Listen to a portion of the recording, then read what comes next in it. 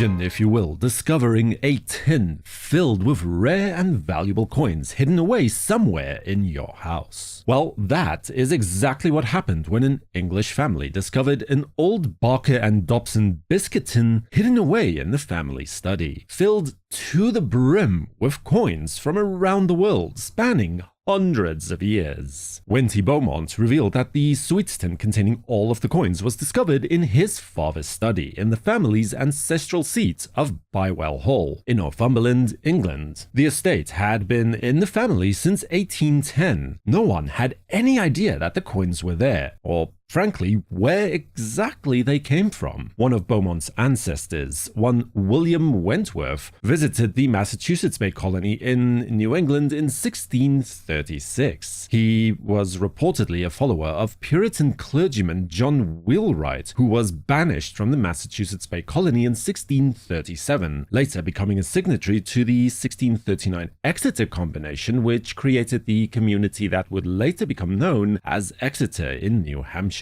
Some of the other prominent forebearers included John Wentworth and his son, who both were representatives of New Hampshire in the Continental Congress during the Revolutionary War. It is assumed that at least some of these coins were obtained through these or similar family connections. Let's take a look at some of the highlights of the Beaumont family hoard that were recently placed on auction by Morton and Eden. The first coin we'll look at more directly is a relic from the English Civil War, a lozenge-shaped shilling from 1645. The shape is noteworthy as this is the famous siege money of Newark, created by the royalist supporters of James I.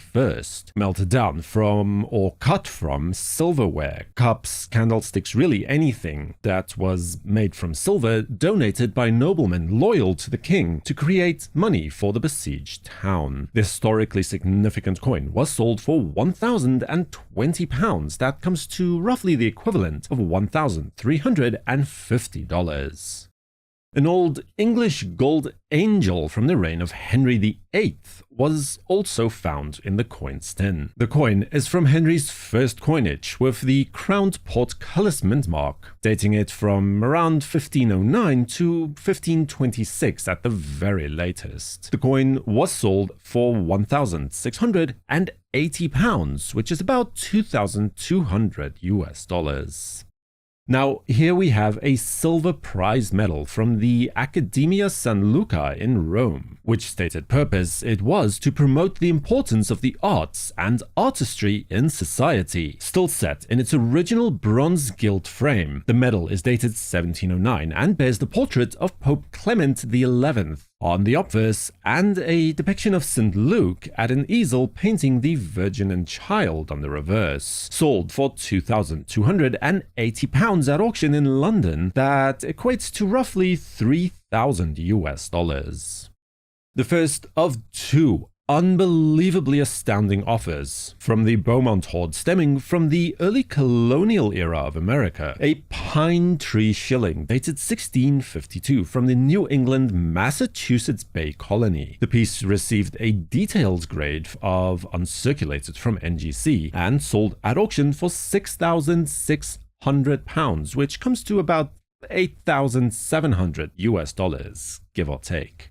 A tremendous representative of the English Commonwealth era is now represented in the 1650 gold unite of 20 shillings. 1650 is a year only represented by gold coinage in English numismatics. As this was a coin of the Commonwealth, it broke with numerous long-standing traditions. There's no portrait, for instance, and the legend reads only in English, abandoning the traditional Latin. A very attractive example of this rare type that sold at auction for £10,800, or just over $14,300 US.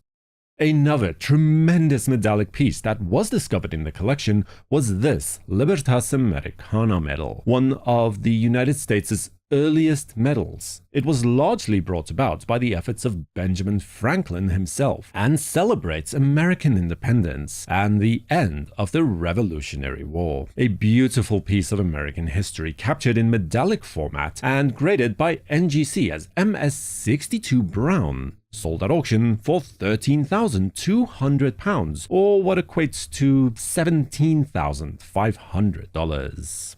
Also discovered in the tin was not one, but rather two continental dollars from 1776. The exact origins of these remarkable pewter coins remains the subject of some considerable debate to this day, but the traditional view holds that they may have been commissioned by the Continental Congress in New York to replace the continental currency bills of the time. Rather frustratingly, though, no documentary proof of this has been uncovered to date. The two coins were both of the Newman 3D variety, which includes the E.G. Fessett inscription. The first graded as NGC MS63 and was sold for £57,600. That's about $76,500, and the second coin was graded as NGC MS62 to sell for £60,000. That amounts to just shy of $80,000.